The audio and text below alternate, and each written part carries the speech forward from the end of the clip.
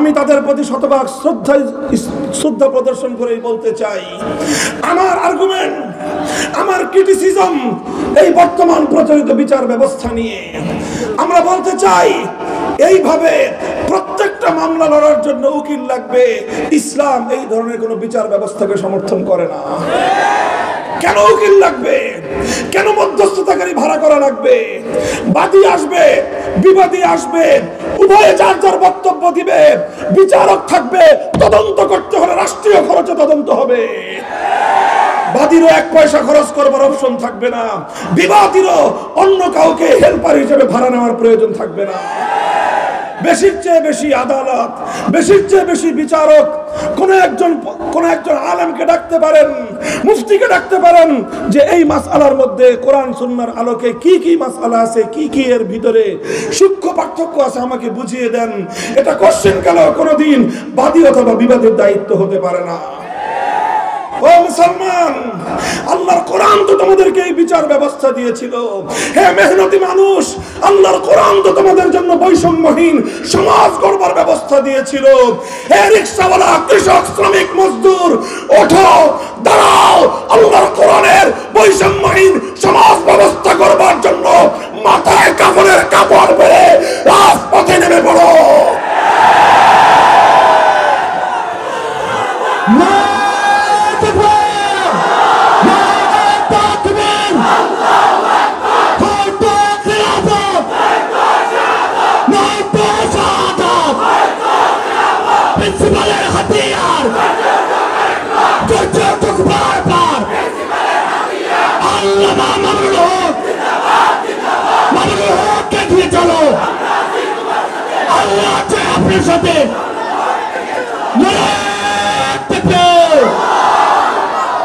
মুহতারাম হাজিরিন, ক্ষমা করবেন আমাকে, কথাগুলো বলতে গেলে কণ্ঠের আওয়াজ আমরা নিয়ন্ত্রণ করতে পারি না।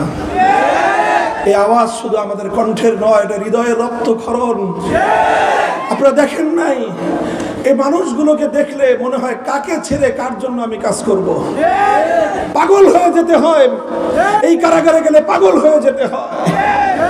যে অসংখ্য মানুষ, অসহায় মানুষ, দরিদ্র মানুষ, তাদের পয়সা নাই, তাদের কপালে বিচারও নাই। মুহতারাম হাজিরিন, বলছিলাম, আপনারা বলবেন যে হুজুর খালি বিচার ব্যবস্থা নিয়ে এত কথা বলে লাভটা কি?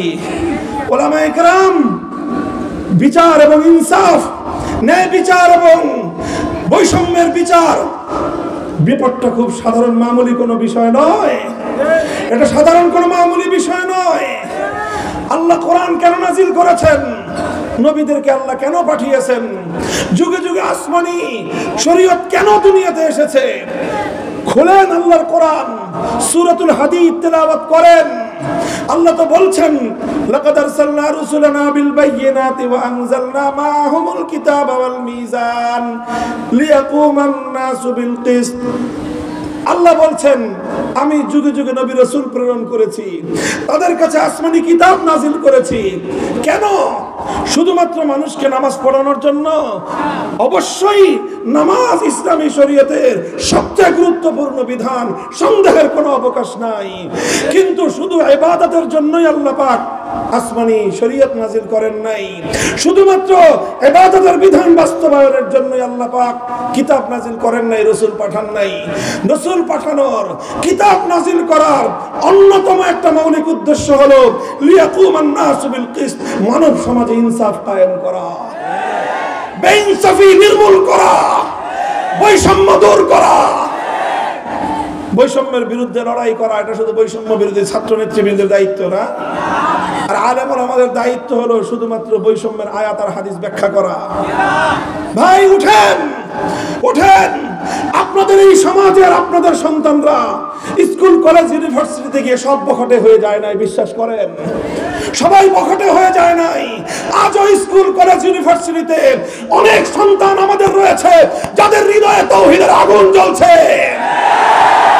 যারা বৈষম্যহীন সমাজ গড়বার জন্য রক্ত দিতে প্রস্তুত, যারা আবু সাঈদদের মতো, মুইর মুক্তদের মতো মানুষের জন্য অকাতরে জীবন দেওয়ার জন্য প্রস্তুত। হে আলেম সমাজ, তোমরা একটু জাগো, তোমাদের ওই সমস্ত স্কুলের কলেজের সন্তানদের, তোমাদের ভার্সিটির ভাইদেরকে একটু আলোকবর্তিকা দেখাও, একটু আশার বাণী শোনাও, একটু নেতৃত্ব দাও। তোমার এই বাংলাদেশ ইসলামের সোনালী বাংলাদেশে পরিণত হবে।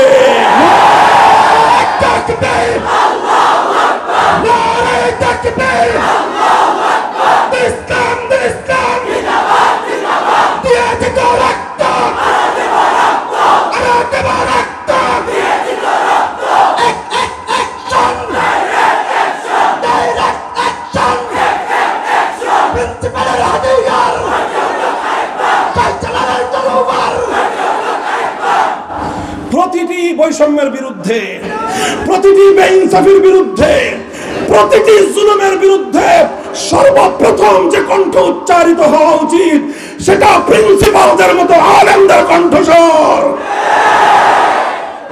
মুহতারাম হাজিরিন, আমি আমার স্কুল কলেজ ইউনিভার্সিটির সন্তানদেরকে আহ্বান করি, তোমাদেরকে আমি ভালোবাসা জানাই, শ্রদ্ধা মিশ্রিত স্নেহের বার্তা তোমাদের কাছে পৌঁছে দেই।